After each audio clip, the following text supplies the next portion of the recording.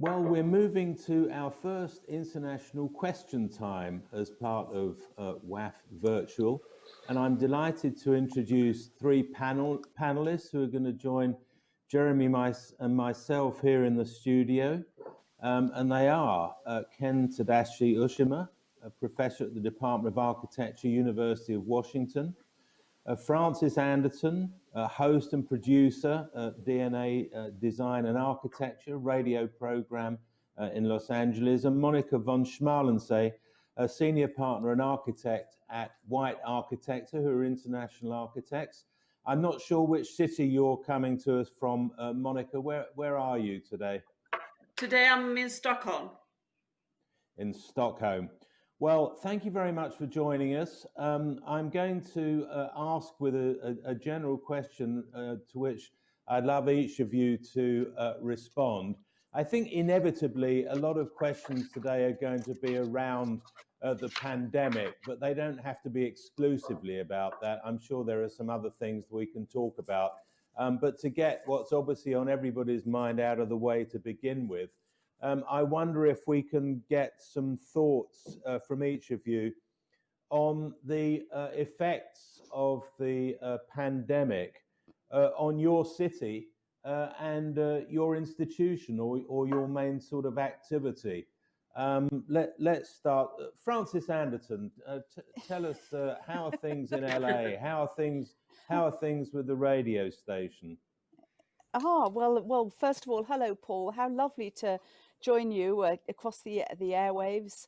It's really a thrill, a bit tiring. It's very early here in LA.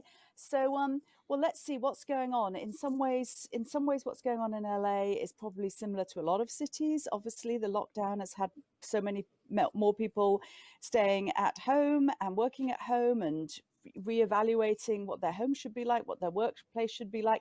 KCRW itself has went from 150 people being at a physical place to 10 people being at a physical place.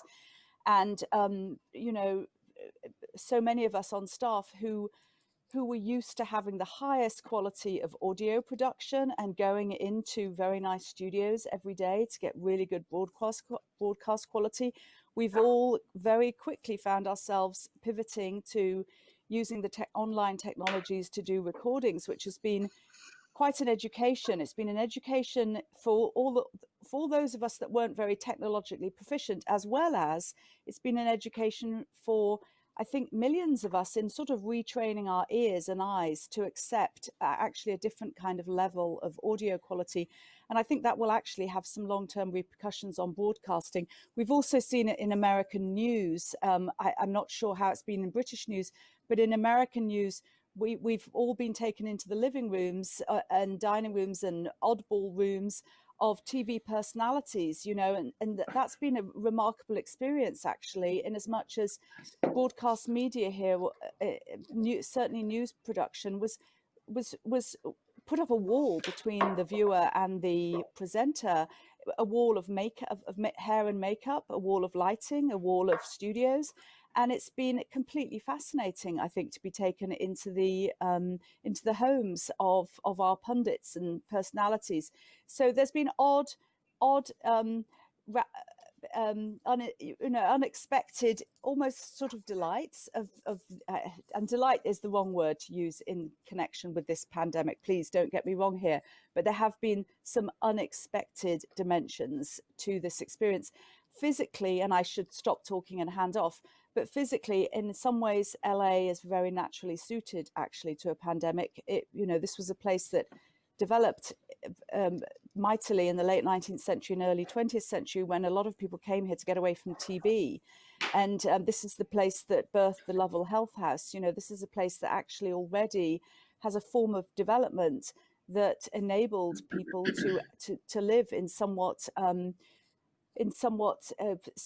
sort of isolated ways, you know, the single family home and a yard and plenty of air. And so for many people, the pandemic has permitted, or the physical layout of Los Angeles has permitted people to actually live the kind of somewhat open air, indoor, outdoor lifestyle that this pandemic sort of requires.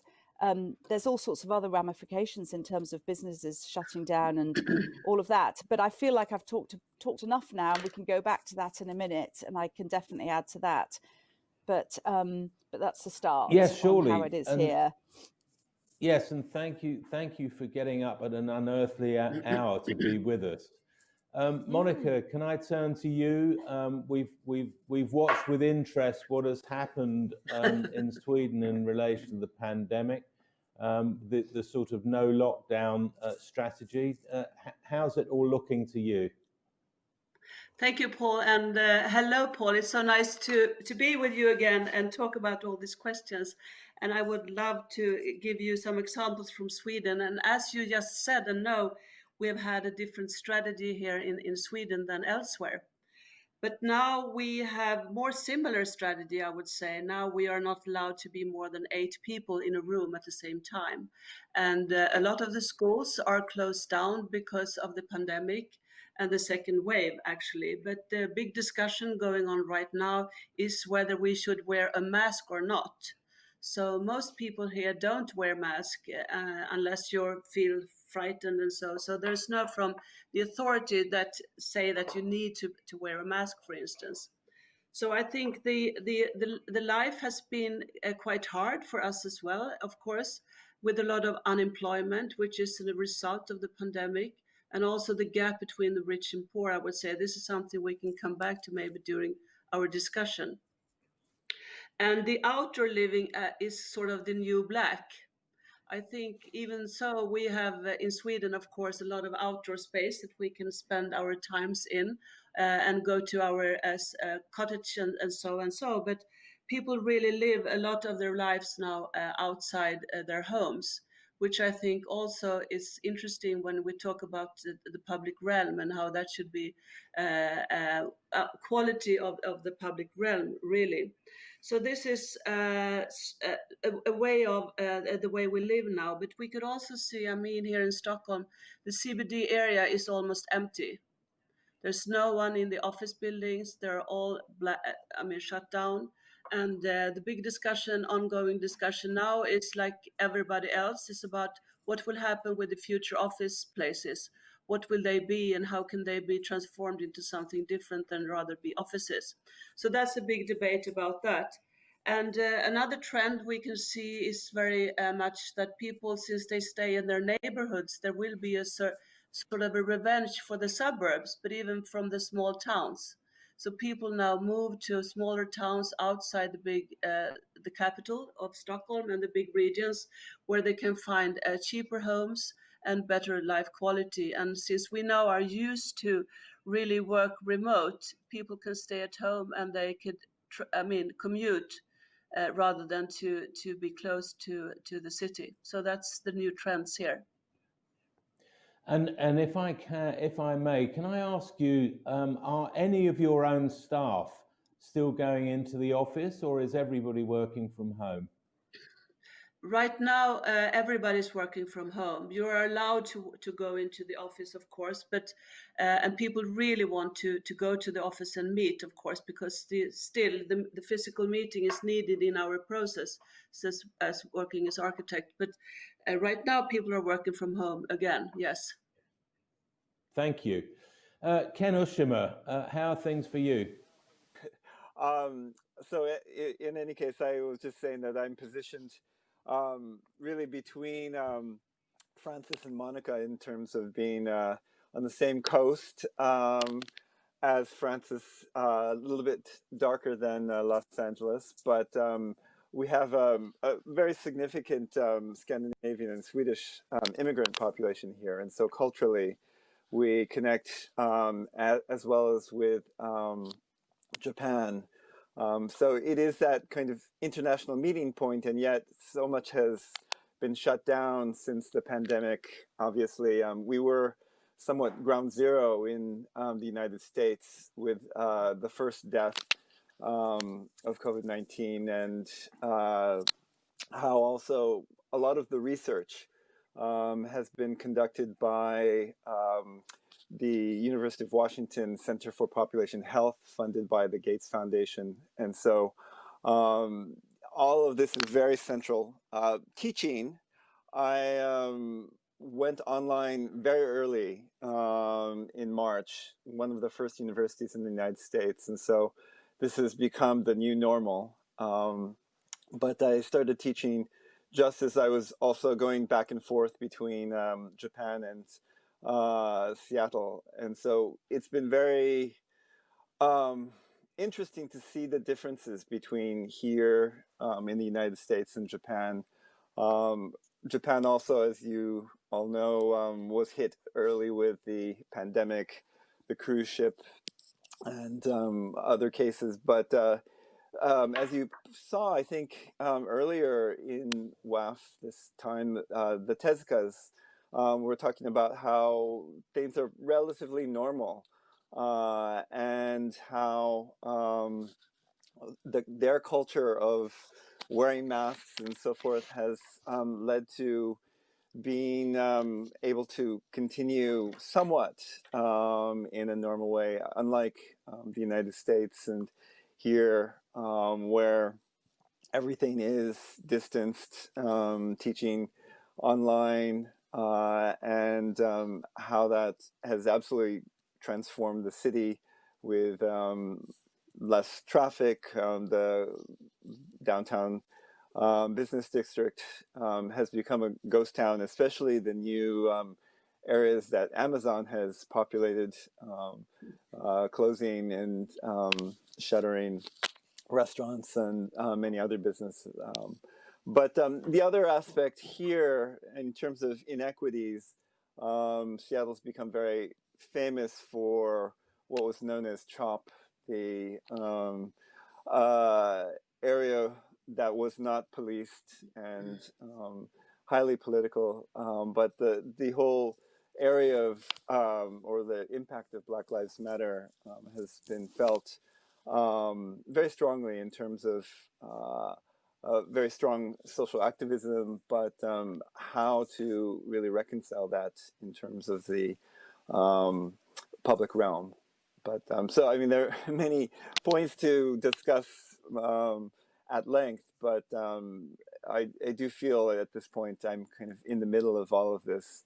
And I just would say in teaching, early on I was on a review for the Harvard Graduate School of Design with So Fujimoto in his office in Tokyo. I know So has been a very active WAF speaker and participant, but the new normal in these kinds of reviews are people around the world. And like our discussion today, some people are presenting in the middle of the night, and some people are bright and awake midday, and others are ready for a drink. And so one of the other aspects I found is just we can all connect virtually, but our minds space sometimes is quite different, and so those are some of the challenges, I think, in really connecting internationally, as opposed to when we were all meeting in Singapore or Barcelona in the same space. Thank you very much, Ken, and I couldn't agree more. There's something about face-to-face contact which is very different. Jeremy, give us a quick perspective on how you see things at London. Well, some of this is generic and has been alluded to by both Ken and Monica, the hollowing out of the city centre, which was particularly marked in the first lockdown between March and July. And on the rare occasions when I had to come into central London at that time, and they were rare, the thing that came to mind was the prophet Jeremiah's great lamentation for the depopulation of Jerusalem, Quo modo sedet civitas plena popula, which is basically, why does the city sit so solitary that was once so full of people?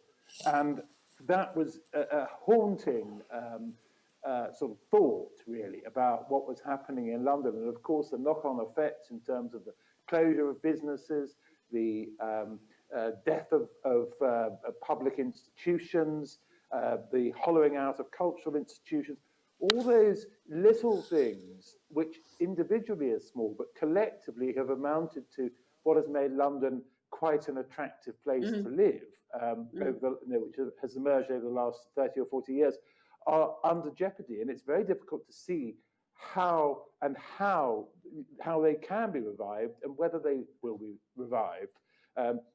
Government support is only a substitute for genuine economic success, economic or social success.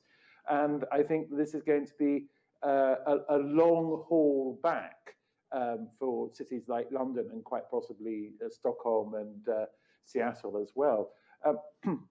But I think more specifically in London, what we've seen, because London, of course, is the capital city, it's where decisions are taken, certainly about England and to some extent about the entire United Kingdom. What we're seeing is a reversion to type of different sorts of influential person and influential group.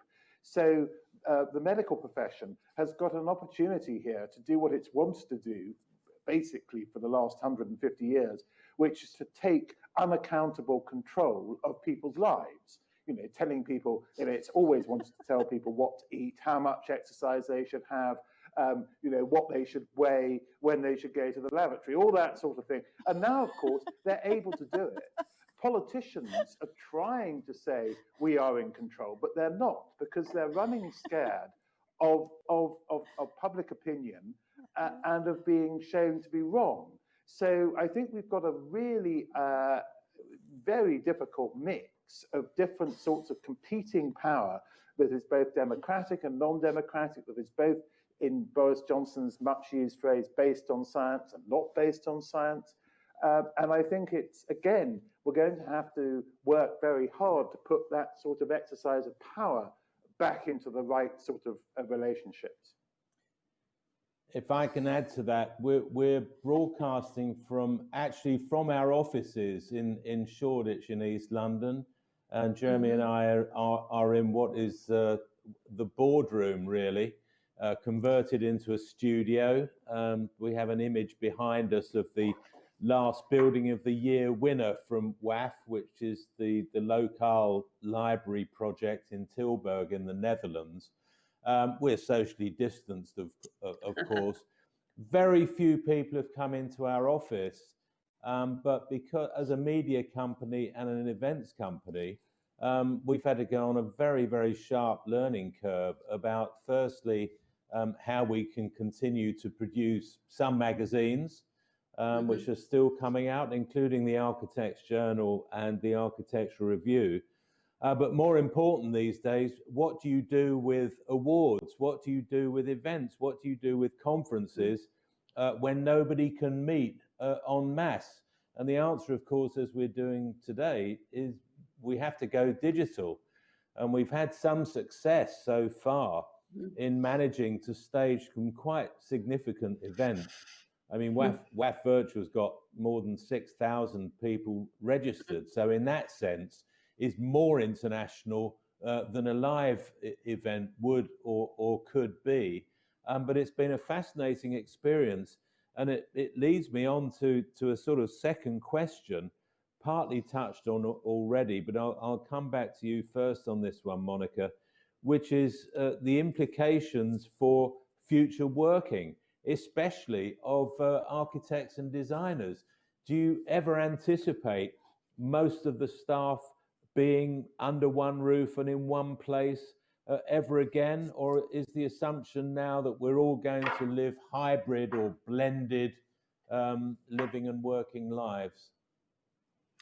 Or maybe flexible. I think that was also the word of this day, today, when I listened to what people have been saying. I think that we need to meet, of course, again, but it will be different, I suppose, because people maybe have a choice in the future, a choice to sit at home at least for a few days every week and then go into the office. So the meeting place will be even more important, I think, and to be close to each other. And for special occasions, such as when you're working with competitions and, that kind of work, it's really good to be in the same room. So different work could work differently. So I suppose people can work in another way, and some companies here has also already released sort of an opportunity for the staff to choose themselves, which is going to be very hard for the leadership in those companies.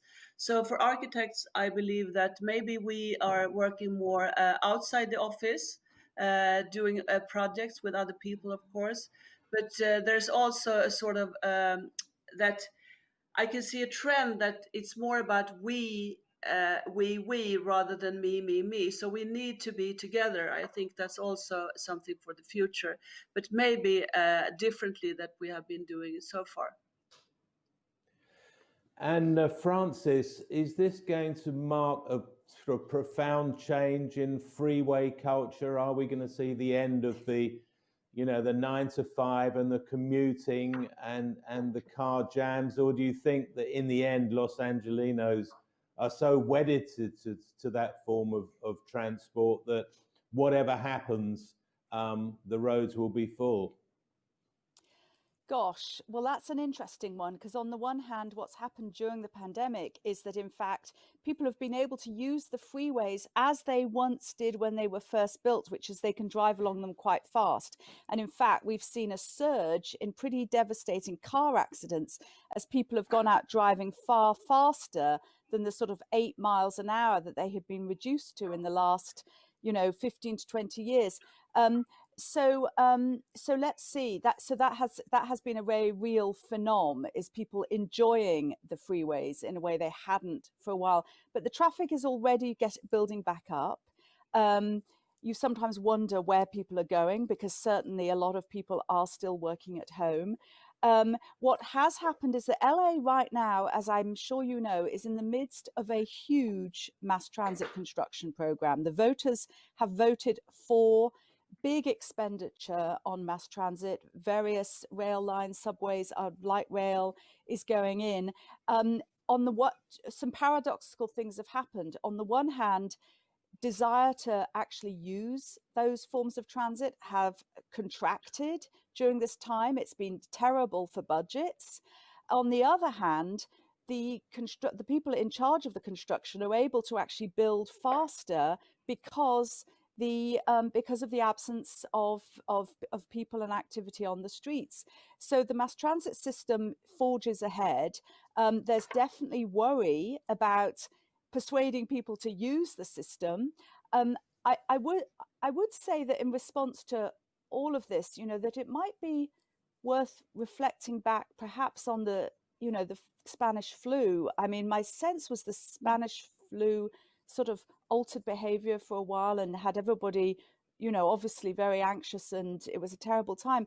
And then you got the Roaring 20s, and everything came roaring back. And First World War, obviously very big. The flu plus the war was obviously huge. Now, so I would say I'm not fully convinced that things will ultimately really change. In some ways, I wish some things would. I actually think it's good that we're not flying everywhere the entire time, and that there has been a contraction of carbon emissions. I personally think that's quite good, but I'm not sure that people's behavior is going to change for the long run. In terms of LA's as a lifestyle, it most definitely is where a lot of people want to be right now. There are people who are leaving tighter, denser places in the US and coming to LA, or trying to get into LA. And so anyway, back to your original question, which is, are people going to get back on the freeways and do the commuting? They're definitely going to get back on the freeways. Whether it'll be the 9 to 5, that is the thing that is probably going to be changed more. It was already changing. Already the freeways were impossible. And so more and more people were asking to be able to work at home, to avoid that commute.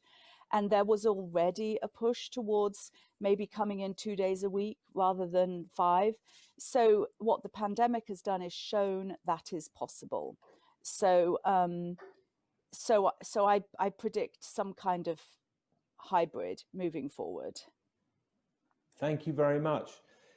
Ken, perhaps I can take that question on a bit with you, which is whether you see and your colleagues see an acceleration of trends that were already happening, maybe even some trends that might be stopped in their tracks. For example, mass super cheap aviation. Very interesting. Certain trends. We will see how mass super cheap aviation works. I mean, we are also in Seattle, home to Boeing, and obviously Boeing has been devastated not only with the pandemic, but also the Max 737 Max that has been grounded for the last 2 years, and so we really see the effects of that. We're also the home to Amazon, so those trends have been absolutely accelerated online shopping and further contributing to the demise of the local commercial vibrancy. But it's interesting in terms of these trends. In hearing about what's happening in Los Angeles, we are certainly connected on the West Coast with the traffic dying down. We've had some of the most beautiful skies, I think, in recent memory. I was looking at Los Angeles of how clear the sky was in March during that kind of in April during the lockdown, but in the summer with wildfires, it's been absolutely devastating to see how that has not been the case. And so, along with all of what's happening with the pandemic, the weather patterns are changing, but we see